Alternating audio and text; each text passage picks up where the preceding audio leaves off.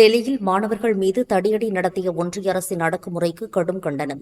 மனிதநேய மக்கள் கட்சியின் தலைவரும் சட்டமன்ற உறுப்பினருமான பேராசிரியர் எச் ஜவாஹிருல்லா வெளியிடும் அறிக்கை.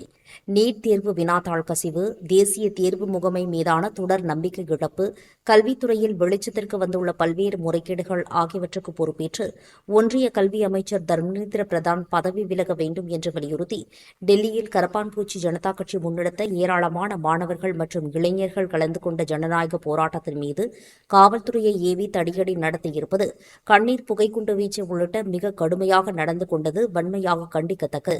ஜனநாயக நாட்டில் அமைதியான முறையில் தங்களது கோரிக்கைகளை முன்வைக்கும் மாணவர்களின் குரலை கேட்பதற்கு பதிலாக அவர்களை அடக்குவதற்காக காவல்துறையை பயன்படுத்துவது ஒன்றிய அரசின் அதிகார திமிரையே வெளிப்படுத்துகிறது.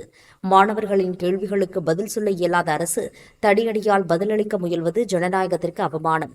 போராட்டத்தில் மக்களின் பங்கேற்பை தடுக்க இணையதள சேவைகளை முடக்குதல், மெட்ரோ ரயில் நிலையங்களை மூடுதல் போன்ற நடவடிக்கைகள் மூலம் மாணவர்களின் உரிமைகளை பறிக்க ஒன்றிய அரசு முயன்றுள்ளது.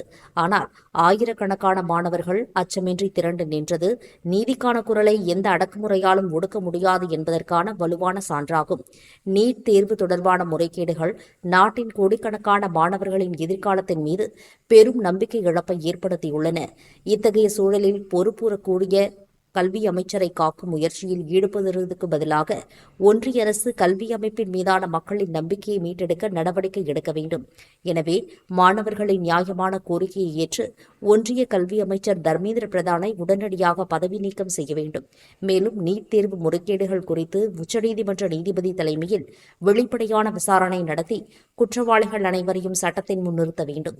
ஜனநாயகத்தில் மாணவர்களின் குரல் தடியடியால் அடக்கப்பட முடியாது. அவர்களின் எதிர்காலத்தை பாதுகாப்பதே அரசின் கடமை, அவர்களை தாக்குவதல்ல என தெரிவித்தார்.